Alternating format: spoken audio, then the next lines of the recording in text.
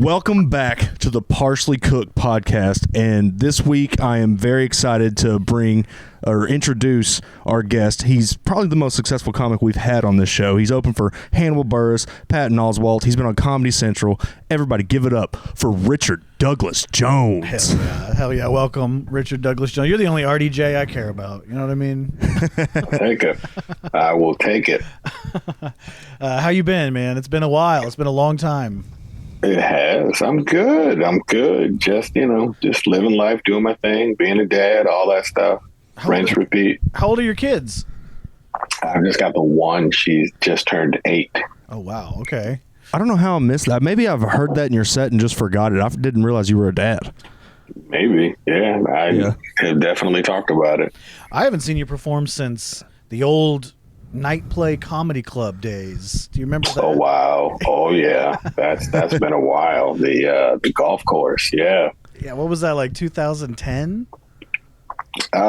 Probably. Yeah. Thereabouts. Wow. Nice. Well, we're so glad to have you, man. If you're not familiar with the show, and anyone listening, what we do is we interview comics on our podcast, get them to say some outlandish stuff that other comics can use on the roast battle that we do live at the Joint the first Thursday of every month.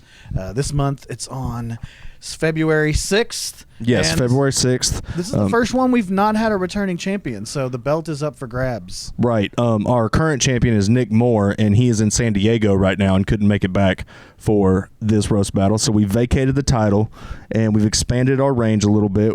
Richard, you're coming from Memphis. We got comics coming from Fayetteville, Fort Smith, kind of a regional tournament. Yeah, and then, of course, Alexi from Little Rock representing. Richard, how long have you been doing stand-up? A little over 15 years. Nice. Started in 2009. Did you start in Memphis? Mm-hmm. Wow. Have you been based out of Memphis the whole time? Yeah. That's really cool to see. Everything I've done it from here. Yeah. I live here. I operate out of here. Yeah. I've got the kids, so the kids here. So right. Yeah.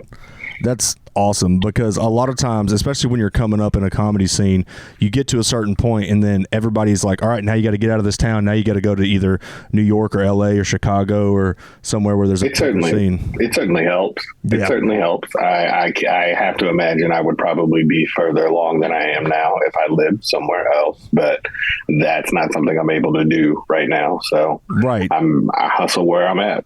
I respect the fuck out of it, and it's not like you're not making waves, because I mean clearly you have Comedy Central credits, and you're known around here as like one of the best comics in the region.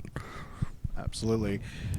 Where do you think the hustle, with the internet you can make it where you stand? Do you think your success comes from sending clips out and like actually getting on like an email grind, or is Memphis unique where bigger names come to Memphis? Like there's a little more like shots there. Like it seems like Kevin Hart did like a national thing, or no. If I had to attribute anything to any modicum of success I have, it's just FaceTime. Right. People talk about emailing and all of that other stuff, and it certainly helps, but the thing that has always helped me the most has been FaceTime, because it's very much out of sight, out of mind kind of business. So people don't see you after 6 months. Some other schmuck is coming up and saying, "Hey, I'm the new hotness. Book me instead." Right. So yeah, it is very much FaceTime is still the best way to get booked, in my opinion. That makes sense. Seems like, I guess, is there more chances for FaceTime in Memphis? Like I can't, when I think of Memphis, I can't think of like a specific comedy club or a venue that really sticks. We don't. Not really. We don't have any clubs here. The last 2 clubs that we had closed in August of last year. Man, so you're really having to make sure that you are there and present often in Memphis. Yeah, but at the same time, that's kind of a myth. Like the myth of the comic, the well-known comic coming in from out of town and seeing you at a random show or a mic looking at you and saying, "Hey, kid, I like the cut of your jib. Come on tour with me. Here's a bunch of money." That doesn't really happen. Right. Yeah, that was something that I did want to get ask you about and pick your brain about during our conversation, was because I've seen you've opened for Hannibal Buress and Patton Oswalt and things like that, and I've always, from my own experience, kind of attributed that to being a myth as well. So if you're a younger comic that's trying to get noticed by some of these big headliners, like, what do you think is the best avenue of approach or the best way to get on their radar and potentially be able to open for some bigger names? The best way to kind of do that, to get that to happen in these days, is to get your social medias up. That's always going to be the best thing to do. Yeah. But yeah, getting in front of famous comics has never been a guarantee that somebody's going to take you on the road, and it's never going to be. It certainly helps. It certainly helps to get on other people's radar, and then using that clout to get you into like festivals and stuff like that. But again, the idea that you're going to get up and open for someone famous and they're going to see you and just completely blow their minds, and they're going to immediately say, "All right, kid, come on, hop on the bus." Like it's not going to happen. Yeah. I'm not going to say it's not going to happen, but it's rare enough for me to comfortably say it's not going to happen. Yeah. Yeah. It's like a movie. Yeah, for sure. Are you still teaching? I'm a substitute teacher. I Gotcha. went back to it recently. Gotcha. That's something that we usually ask, try to figure out what everybody's profession is. So is that what you do besides stand-up? Is that where most of your income comes from, outside of stand-up? Mm-hmm. How often do you substitute teach? Is it every day of the week, or do you choose it? You kind of your own boss at that point? I kind of make my own schedule, but for the most part, unless I'm having to do like dad stuff, or like if there's something wrong with my health, for the most part, I'm there 5 days a week. Excellent. Nice. All right. I've been looking into substitute teaching. I think it's not a bad hustle for comics. Right. The only thing is you either have to make sure you have other hustles, or you make sure you stack enough so that when summertime rolls around, you've got enough income to get you by. Yeah. Right. Okay. Yeah, that's smart. Yeah, nights and weekends off. That's the goal for comedy. You know. Well, nights, weekends, 3-day weekends, holidays, spring break, fall break. Always there when your kids need you. You know, that's it. That's the ticket, man. So you've been doing stand-up for over 15 years. When you think about when you first got started, or even now, who is on your Mount Rushmore of comedy? Like 4 of your like most legendary comics for you. When I first started, yeah, I get maybe like comics that inspire. I was about to say because it hasn't really changed. Right. My top 4 would probably be, let me see, Red Fox, Richard Pryor, Eddie Murphy, and if I gotta, let's see, probably either Carlin or Lenny Bruce. Oh, not Lenny Bruce. Carlin or fuck Carlin. Bill Hicks. Is there a reason fuck Carlin, or just like Hicks? Yeah, because Carlin, and the only reason I say that is, and there's no telling if Hicks had lived longer, if he wouldn't have gotten to the same place. But Carlin, by the time he died, Carlin got to the place where he was less comic and more preachy, bitter old man. Yeah. And I'm kind of starting to see that with 2 of my current favorites, Chappelle and Bill Burr. And like that, to me, their last specials, they were just bitter old men. And Hicks never reached that point. Hicks never got to the point where he was a bitter old man. He was pissed, to be certain. Right. But he was never bitter about it. Right. I definitely agree with the Carlin. I listened to one of Carlin's books recently, and it was just him mad. You know, he wasn't even being really funny. It was just like, here's what I don't like about George Bush. For a whole chapter. Exactly. Richard, we ask every comic this that comes on the show, and it usually elicits a pretty good response. What would you say your most bigoted opinion is? My most bigoted opinion? Yeah. I got a lot of those. That's what we like to hear. Let's get a top three. Top three. Number one, learn how to punch your own weight. If you're not part of whatever group you're talking about, learn some humility and learn to shut the fuck up. What I mean by that, like, you can't be a woman that's like 210 talking about you want to do the works out. Bitch, kill yourself. Hear, hear. Hot takes. Trans people can get it. Like, and by that I mean like you don't get to claim that you want equality and then immediately scream that you're a protected class. Like, no, right. It doesn't work that way. Like, if you want to be treated like everybody else, then be ready to get your ass flamed the fuck up. Right. Like that. I can get behind that. Yeah. Number three. Some kids are dumb, and we need to say it out loud that your kid is dumb and or an asshole. Oh, that's because a lot of parents aren't willing to admit that their special little snowflakes are assholes when they're not around. Dude, that would have helped me out so much in adolescence if someone would have come to my parents and be like, "Hey, this dude's an asshole." Like, your kid is an asshole. Not my special snowflake. Yes, your special snowflake right. is an asshole. I was wondering if you had any, like, what some of your wildest stories as a substitute would be. Oh, God. Hands down, wildest stories. They both of these stories happened at the same school. Okay. And I don't give a fuck. I'll shout it out. The name of the school is Oak Haven Middle / High School in Memphis, Tennessee. Right. Yeah. And it was middle school / high school, which is part of the reason why I hate middle school to this day. I was subbing for a class, and I was on a long-term assignment for an algebra teacher. I believe it was 7th or 8th grade, one of the two. And I think it was Valentine's Day or close to it. And the kids have been working really hard. I was like, all right, y'all, let's just have a free day. We're going to have a free day. No assignments, no testing. We chilling. And so I'm talking to one of the kids, and behind me, I hear a rumble.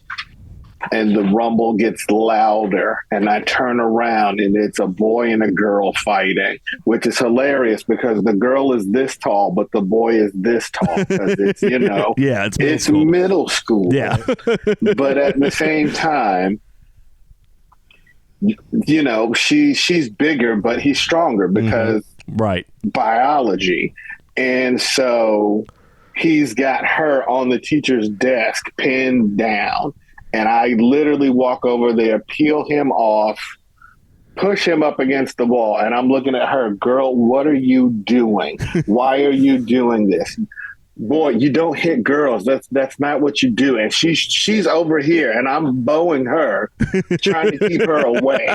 She's still trying to get at him. She reaches for him, tries to take a swing, misses wildly, gets me right here. Oh, no. Girl, what are you doing? I'm trying to help you. He's mad. Okay, he's over here mad. I'm still got him hemmed up. He's trying to get to her. He gets over there and reaches once again, swings wildly. Bam, hits me right there. Full force. So at this point, I've got her hemmed down with my elbow, and I'm doing some Jean-Claude Van Damme type shit with my foot, pinning him to the wall. And I'm looking at the other kids. I'm like, yo, I can't let them go. Somebody call the office. Like at that Number point. one. Oh. Number two. Okay. Same school, different class. I have specific instructions from the teacher.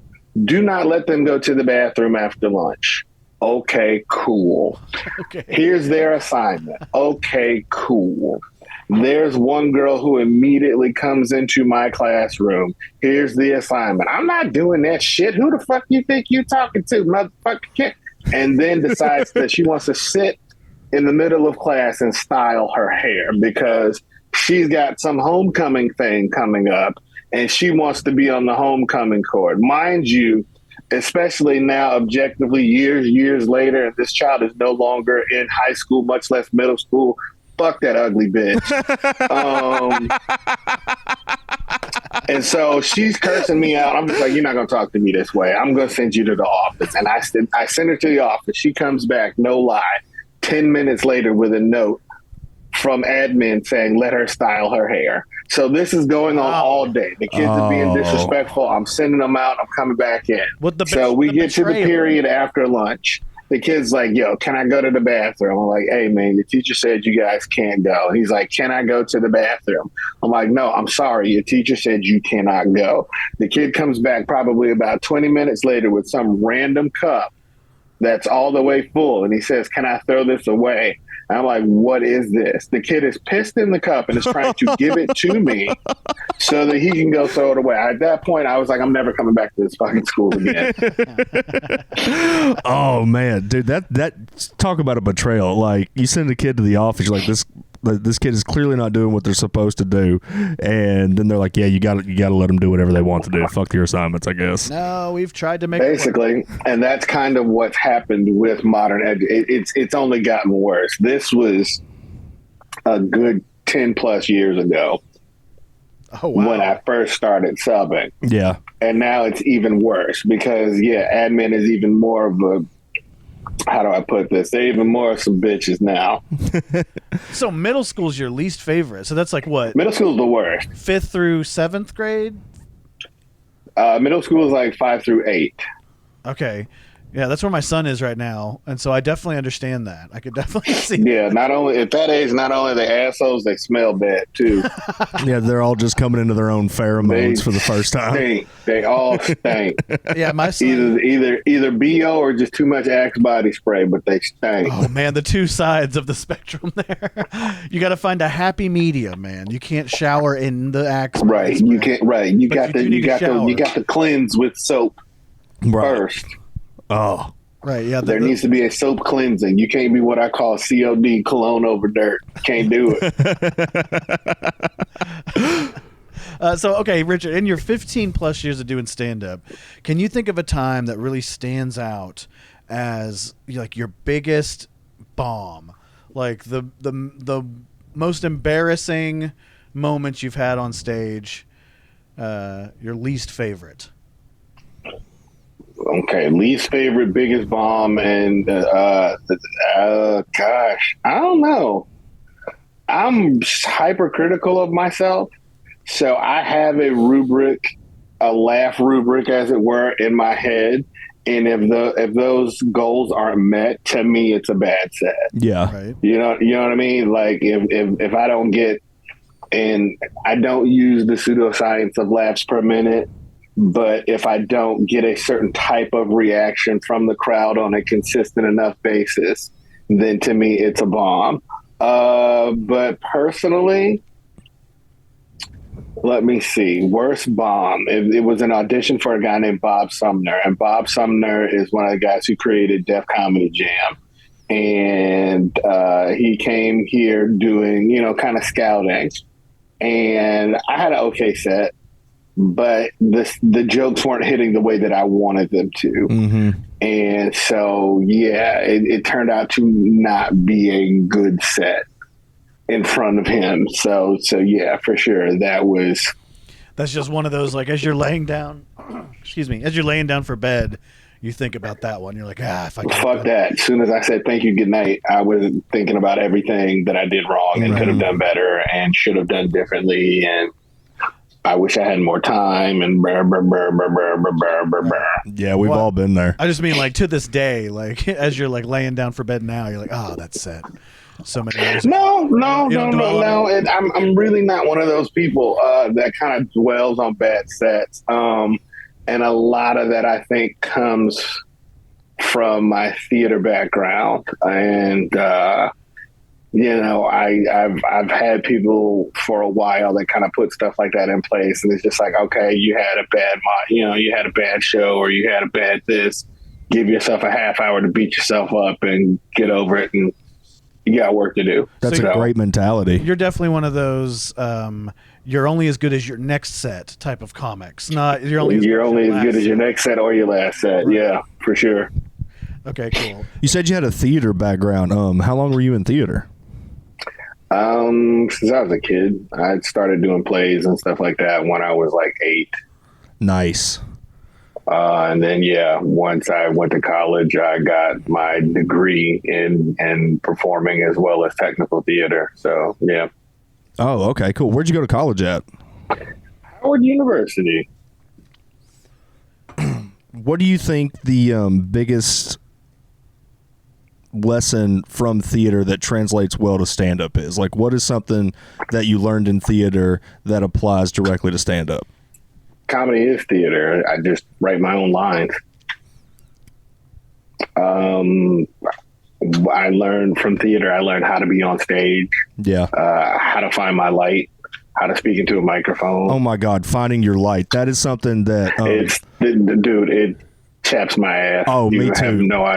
Man, I was only in theater for a semester. My last semester in college, I took a couple theater classes because I'd already started stand-up and I knew this is what I wanted to do. So I was trying to get some more experience in that realm. And we learned about light and went over that when I'm at a comedy show, and I've even set up shows in bars and stuff where I'll bring my own lights and set them up, and because they're bright, the comics will just step out of it. Man, the lights are bright. Right. It's like, then find another job. Nails on the chalkboard. Act like you've been here. Right. Lights are bright. Get over it. If you're not blinded, you're in the wrong spot. Right, you're doing it wrong. If you can see the audience, if you can see past the first 2 rows, there's something wrong. Yep. Oh, I'm so glad you said that. That really chaps my ass. I've never really heard "find your light." I guess that's just something. I was thinking when they light you, you really want to be able to know where the light's coming from. No, the theater lights. I mean, right. Optimal positioning so that you are illuminated by the lighting fixtures. I like that a lot. I like that. I also like finding out, that you're professional performer. Like, that's very rare. Having someone with an education in performing. I mean, most people that get that kind of education, they go immediately to Arby's and start managing. They get right on they get right on the management roster. But it's cool to see someone using it and doing it, and that's very rare. Did you know when you were getting that degree that you were going to do stand up? Not really. No. It's something that's always kind of been projected onto me. I've always been the funny guy. Yeah. But I knew enough about stand up that I couldn't do it because I didn't know how to be funny on command. Mm-hmm. But yeah, people had always suggested it. There are plenty of friends of mine from childhood when I first started stand up. They were like, yeah, of course you're doing stand up. Yeah, it just makes sense. It's about time. Yeah. But yeah, all kinds of little tricks I picked up, like learning how to fill the space and the stage, and if you're moving around on stage more, you're more likely to get the audience to interact with you versus kind of just planting your feet and standing in one space. But then again, at the same time, for me, what that looks like is normally, and I'll tell people whenever I'm talking to rookies and they're trying to figure out how to integrate their teaching into moving within the space. What I'll usually do is I will pace during my setup, right? And so as I'm doing the setup, I'm making sure to hit the audience from side to side, from as much of the proscenium edge as I can hit. Yeah. But wherever I am in that moment when it's time to hit the punchline, stop, plant my feet, look straight ahead at the audience to deliver the punchline. That's smart. Theatrical. Yeah. It's theatrical. Yeah. It's brilliant. Okay, so we know you're a comic. We know you're successful. We know that you've done some badass stuff. Is Black Nerd Power still going? Is that still ongoing? Currently, it is not. I'm really kind of working with the crew, and I'm working on possibly bringing it back this year. But as of right now, I will just say we are on hiatus. Excellent. That's and as long as it's coming back. But what? Okay, so in your we want to find out some stuff about your past. Get some embarrassing times. Like for instance, in your 20s, what do you think is the dumbest thing you did in your 20s? Being a simp. Yeah, okay. Like, okay, so this is a very common answer, is something to do with sacrificing yourself for bitches. Whether it's did you move in? Did you let someone move in with you? Moved in. Yeah. I moved in with a girl. We had been dating for a while, but by the time I moved in with her, she had started cheating. Oh, and I didn't. Time. Yeah, I'm not gonna say that I didn't know it. I didn't want to believe it. Yeah. And I should have known. You know, hindsight being 2020, I should have known something was up because the foundation of our relationship was built on cheating. So, you know, that should have been at my age now. That's a red flag. But you know, back then I was just like, this hoe loved me. I see. So like she cheated on her guy, and you cheat. Did you cheat to get with her too, or just her? Yeah, I did. Yeah. I cheated with her, but she cheated as well, and more, and was real sloppy about it. Right. And by that I mean the dude that she cheated with was like coming up in my face and, you know, shaking my hand and meeting us out and stuff, and it's just like, nah, bro, something's going on. Yeah, that's just disrespectful. Right. I had an old man tell me when I was in high school, he said, if they'll do it with you, they'll do it to you. That's very fair. And that stuck with me. Yeah. Very true. I agree. But yeah, we moved in. She started cheating. There's one night she was cheating with the dude, and the girl called. I didn't know any of this until after we broke up. And the dude's girlfriend found them, and he had a dog, and so she shows up in at 10 o'clock at night with just this random dog at our apartment, and the dog basically found my photo album from my college graduation and just chewed up all the photos, so all those memories are just gone. Oh, just that kind of shit. Yeah, and she was not a good significant other at all. What did you do when you found out about the cheating and stuff? Like, did you just I got to move out? Like, no, I didn't find out about it until we were well after broken up. Damn.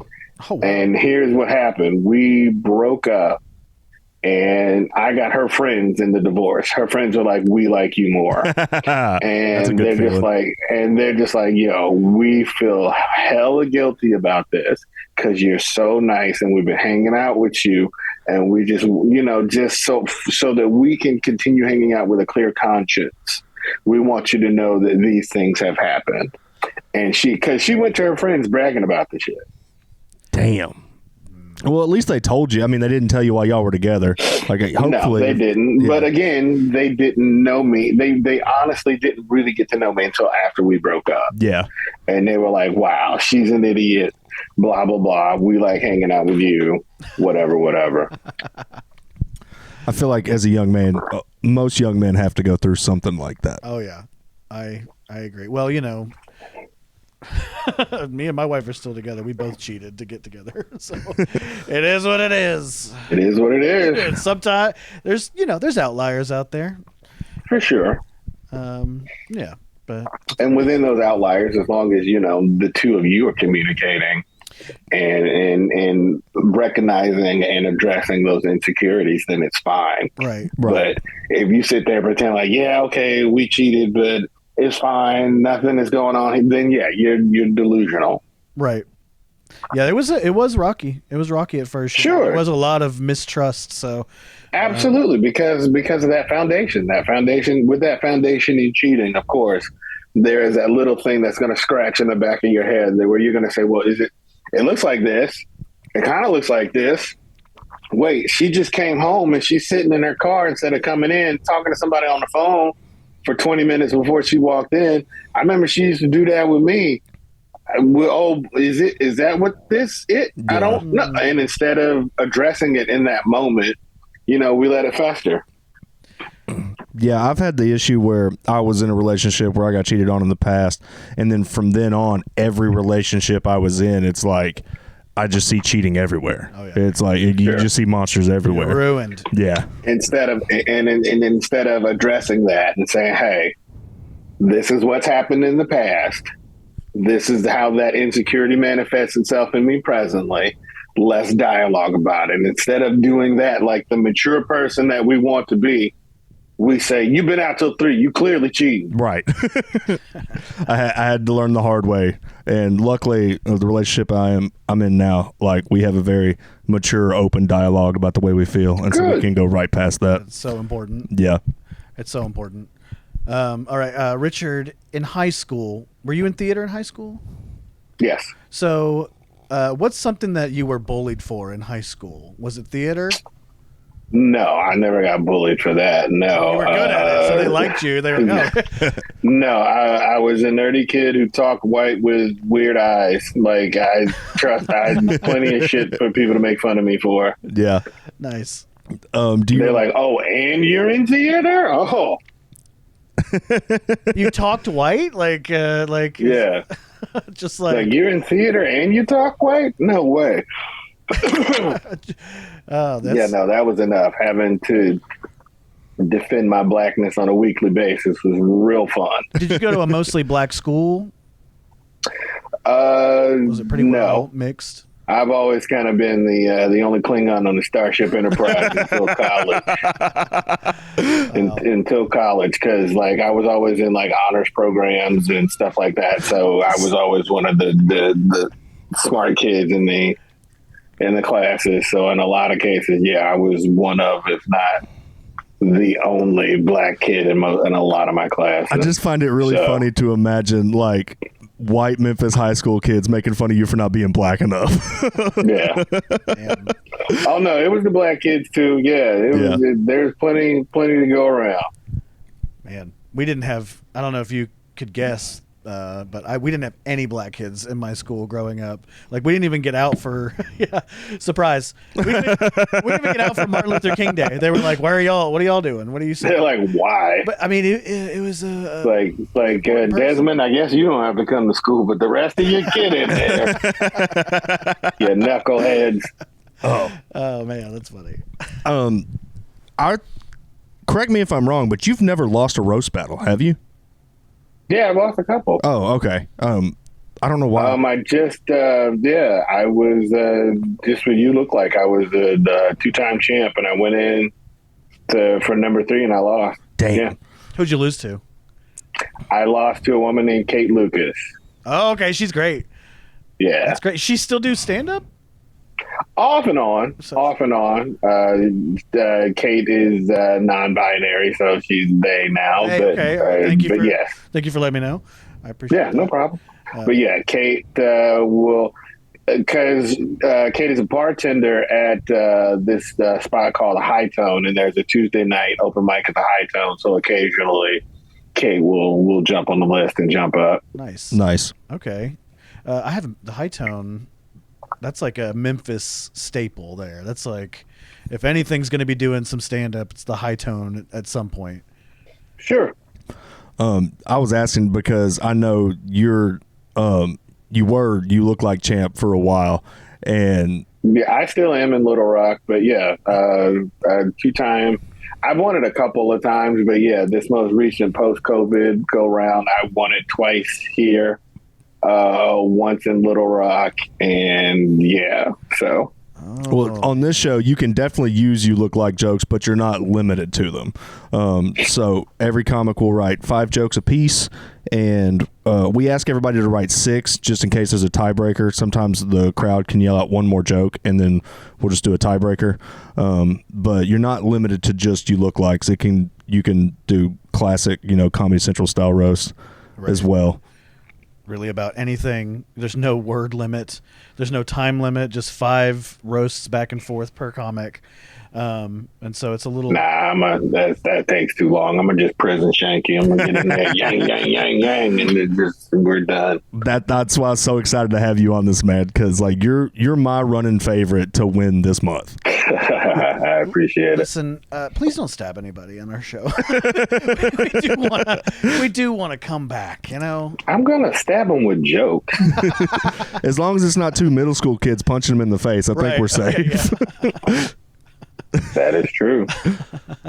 Well, man, like hopefully you can snag a win here. And then you could just go across the country in roast battles, collect the wins like infinity. That was actually kind of the plan, and losing that last one kind of took the wind out of my sails. I was gonna go straight Howard Dean after I won. Like, I'm coming for Georgia, Texas. Woo! So, yeah. Well, hopefully we can get you back on that winning streak. Real quick, before we head out of here, do you have any big shows coming up that you'd like to hype up or promote before we get out of here? Oh, let me see. February 16th, I'm hosting my showcase at, well, no, I'm not hosting. I'm on the show at Tony's Trophy Room here in Memphis, Tennessee. I'm doing your show on the 6th. Hell, let me find my calendar. What weekend is that? Because some weekend I'm at the Looney Bin. Oh, nice. Here in Little Rock. Yeah, in February. Let me see. Yeah, I think it's the 17th. Don't quote me on that. We can't even prove you said it. No, wait. There we go. The 21st, the week of the 21st, February the 21st. So it'll be like the 19th through the 23rd of February. I will be at the Looney Bin. Nice. The week before that, I will be in Rochester, Minnesota. Wow. And yeah, that's enough for right now. I hope it warms up by then. Well, for everybody that's in Little Rock, that's a regular viewer of this show, definitely go check out Richard Douglas Jones at the Looney Bin. He's going to be phenomenal. He'll leave you in stitches. Bring your friends. It's definitely a great show worth checking out. Bring your fat friends so I can make fun of them. Richard, thank you so much for doing this. Looking forward to it, and we'll see you on the 6th, man. Yeah, this is going to be fun, man. I'm not exactly sure how much I'm going to write for this and how much I'm going to riff for it. So we'll learn together. We're excited to see it. In our experience, the lack of preparation has always been the comic's downfall. When it comes to, when push comes to shove, it's always like something goes wrong with their notes. They copied and pasted the wrong thing, or they just straight up didn't write. So take that how you will. But yeah, also I'm black and I've been roasting bitches since I was like 12. Exactly. It's like you're a different animal, man. Right. He's prepared. Right, yeah. Right. Spent 15 years preparing, so yeah. Like I'm definitely gonna jot down some notes, but like, will I be frantically writing notes at the last minute? Frantically, no. I may jot down something at the last minute. It's an open roast battle is a little bit different from You Look Like, in that with You Look Like, yes, jokes matter. Good jokes matter. But if it comes down to it, and this is an interesting way to play the game, quantity over quality. So if somebody is going back and forth with me joke for joke, and they run out of jokes, but I got like 20 more jokes, I win. Right. Absolutely. And then that's a lack of preparedness on their part, man. They messed up. I think that's my warning was more for the other comics. Like, hey, you can't do that. Richard can. Right. Right. Whoever you're comparing yourself to, you're not them. You're not. Thank you so much, Richard. Yeah, Hope man. you have a good night. Thank you guys. Yeah. Thanks for having Seth, us. good to see you again. Bear, just saw your punk ass yesterday. So, Hell yeah. Whatever. Well, we'll see you again on the 6th. Yeah, we'll see you in a couple weeks. Richard, be safe. Drive careful. All right. Peace. Take care, man.